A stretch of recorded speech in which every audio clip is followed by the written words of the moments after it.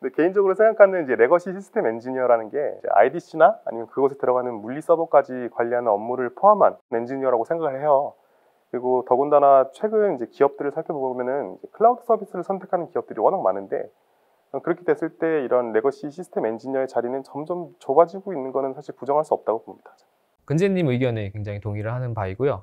아무래도 레거시 시스템보다는 클라우드를 사용하는 추세가 지속적으로 더 커질 양상이기 때문에 아무래도 젊은 친구들이나 뭐 지금 취업을 준비하는 학생들 같은 경우에는 당연히 뭐 레거시 시스템 운영 쪽보다는 클라우드 쪽으로 진출할 확률이 훨씬 높다라고 생각을 합니다. 근데 그렇다고 해서 이제 다만 이제 마냥 레거시 시스템 엔지니어가 없어진다고는 생각하지 않습니다. 보안적인 문제라던가 아니면은 자체 클라우드 서비스를 제공하고 있는 기업 입장에서는 아직까지 자사 IDC를 운영하는 경우가 많아요. 그렇기 때문에 아직까지는 뭐 활약할 자리는 남아있지 않은가라는 생각입니다. 네. 아무래도 기존의 IDC를 관리를 하던 기술들이 클라우드로 이전한다라고 해서 기존에 있던 어떤 기술들이 이제 무용지물이 되느냐, 뭐 그건 아니라고 저도 생각을 합니다.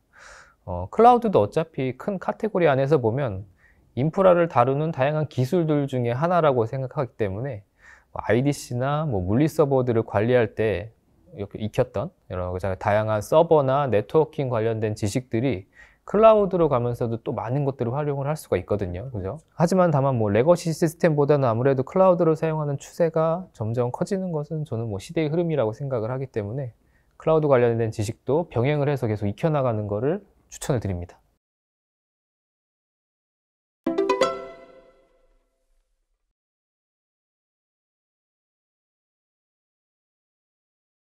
리소스 관리에 실패한, 추적에 실패하는 그런 조직이었죠. 어디 리소스가 있는지 모르더라고요. 아니면 리소스는 찾았긴 찾았는데 이걸 누가 왜 만들었는지 모르는 그런 환경이 좀 기억에 남는 것 같습니다. 네.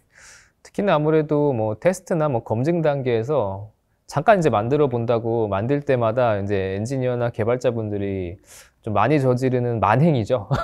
그냥 이름에다가 이제 테스트라고만 박아놓고 이제 만들어 놓고 네, 그냥 방치를 하는 경우. 그럼 이거 사실 누가 만들었는지도 모르고 현재 지금 사용하고 있는지도 모르고 이거를 껐을 때 어떠한 여파들이 있을지도 가늠이 안 되는 어떤 이런 리소스들이 이제 계속적으로 돌아가고 있는 걸 보면 굉장히 가슴이 아픕니다. 네. 사실 이런 리소스가 차곡차곡 쌓이게 되면은 클라우드 비용이 과다하게 나오는 원인에 좀 연결이 되는 것 같아요. 그렇기 때문에 약간 시스템 확장을 생각해서라도 네이밍 룰을 잘 설계하거나 리소스를 이제 지속적으로 추적을 해야 되는데, 약간 이제 뭐 스타트업이나 이제 소규모 조직에서는 소홀해지지 않을까라는 생각이 듭니다. 또 추가로 말씀을 드리면 이런 테스트 아니면 뭐 그냥 잠깐 사용해봤던 리소스들을 그대로 방치하게 되면 비용적인 부분의 문제도 발생하지만 보안적인 문제도 발생할 수가 있거든요. 그게 이제 오픈된 상태에서 그냥 방치되고 있다면 이제 어떤 취약점들을 활용해서 뭐 해커들이 공격을 한다거나 뭐 이런 현상들도 실제로 있을 수가 있습니다. 네. 그래서 결론적으로는 이렇게 주인을 잃은 리소스들이 많은 환경은 정말 좀 위험한 좀 상황을 많이 맞이하게 되는 것 같아요. 그렇기 때문에 뭐 앞서 말씀드렸던 것처럼 뭐 네이밍 룰을 잘 짜서 이제 누가 만들었는지를 잘 파악을 하거나 끊임없이 좀 리소스를 추적할 수 있는 노력을 함으로써 뭐 이런 것에 좀 많이 힘을 보탤 수 있지 않을까 생각됩니다. 네.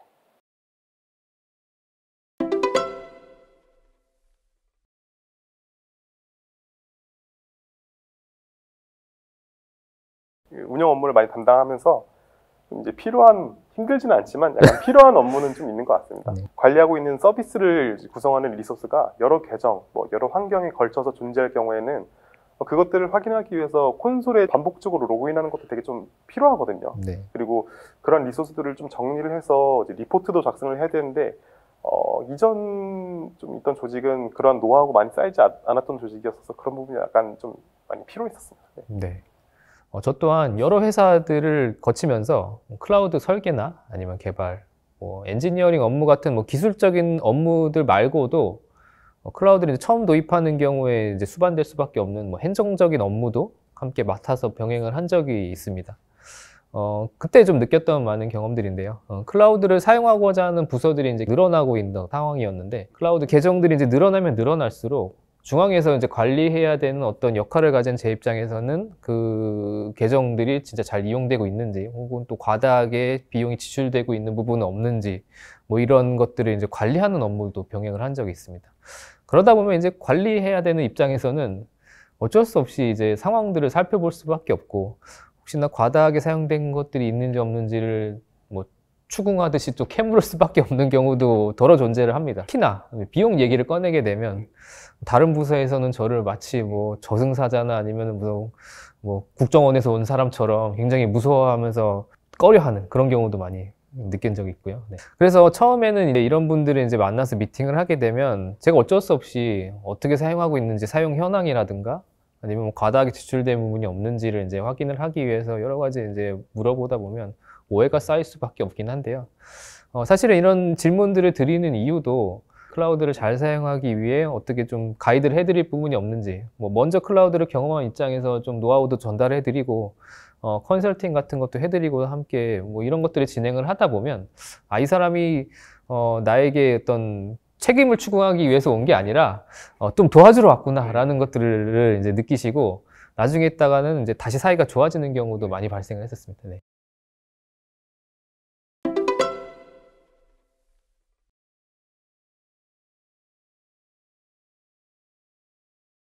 딱히 어떤 지름길이 있거나 아니면 어떤 요행이 있거나 한다고 저는 생각하지는 않고요.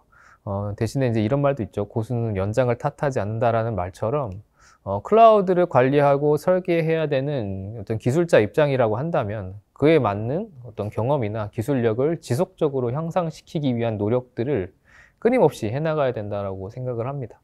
저 또한 이렇게 10년이 넘는 기간 동안 클라우드 업계에 이제 근무를 하다 보니까 또 그 사이에 얼마나 많은 기술들이 뭐 나타나고 또 사라지고 했겠습니까? 네, 그런 기술들이 이제 끊임없이 나올 때마다 살펴보기 위해서 굉장히 스터디도 하고 노력들을 많이 하고 있는 와중이고요. 자신 있게 말씀드릴 수 있는 부분은 저의 이런 다양한 클라우드 업계의 그 경험을 해서 느꼈던 노하우를 바탕으로 개발한 것이 지금 소개해드린 이제 스페이스원이라고 자신 있게 얘기를 드릴 수 있을 것 같습니다.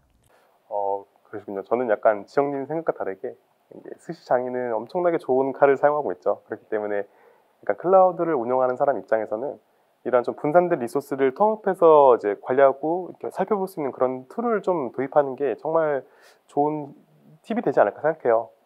그런 입장에서 저는 현재 인프라 보고서를 작성할 때 스페이스원에서 엄청나게 많은 도움을 받고 있는 것 같습니다. 그렇기 때문에 뭐 제가 자신 있게 말씀드릴 수 있는 것은 클라우드 관리에 있어서 꿀팁은 뭐다?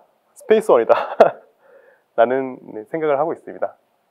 그러면은 지금까지 이제 클라우드 플랫폼 랩의 이근재였고요.